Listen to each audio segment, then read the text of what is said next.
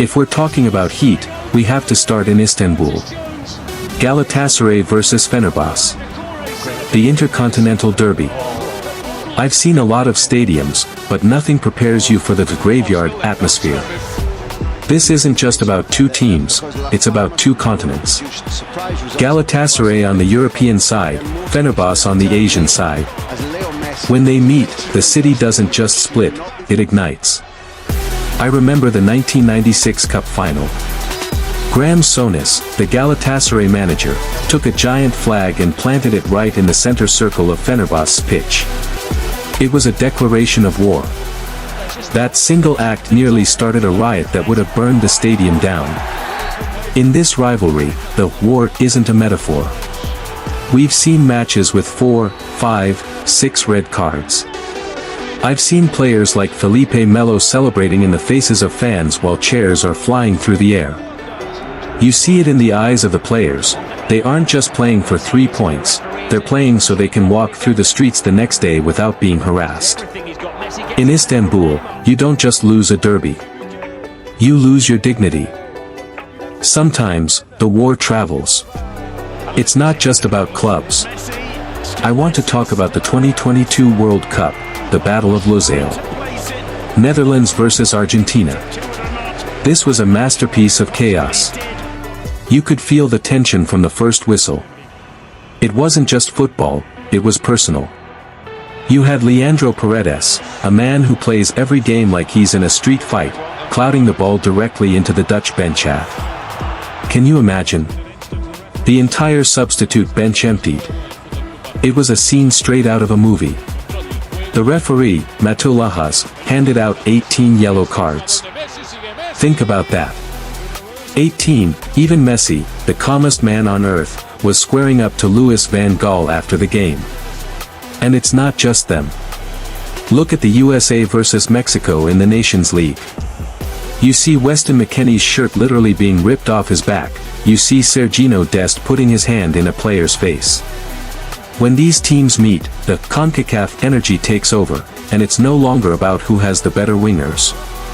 It's about who's going to blink first. But if you ask me what the actual most heated rivalry in the world is, there's only one answer. Boca Juniors vs River Plate. The Superclásico. In Buenos Aires, football is a religion, and the Superclásico is the apocalypse. I've seen the footage of the 2015 Copa Libertadores. Boca fans literally cut the inflatable tunnel and sprayed pepper spray on the River Plate players as they walked out. The game was abandoned. This rivalry is so dangerous that in 2018, they had to move the final to Madrid. Think about that. The biggest game in South American history was played in Spain because the police in Argentina couldn't guarantee that people wouldn't die. When Boca and River play, the stadiums literally move. If you stand in the stands of La Bombonera, the concrete vibrates under your feet. It's a terrifying, beautiful, and violent display of what happens when a sport becomes a person's entire identity. To a Boca fan, a River fan isn't a rival. They are the enemy.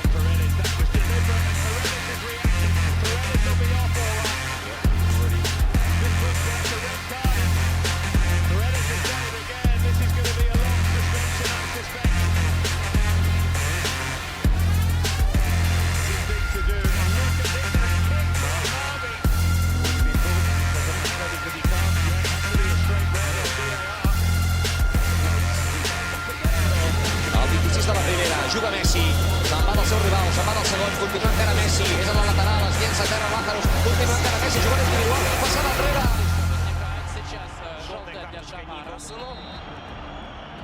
Конфликт не утихает. Показывает Паскаль Бронке. Ввел мяч в игру Максименко, и Москалев дал свисток. Друзья, ну никуда не уходит. Так, кстати, там потасовка. Опять Родриго, Родриго уходит, это драка стенка на стенку у нас.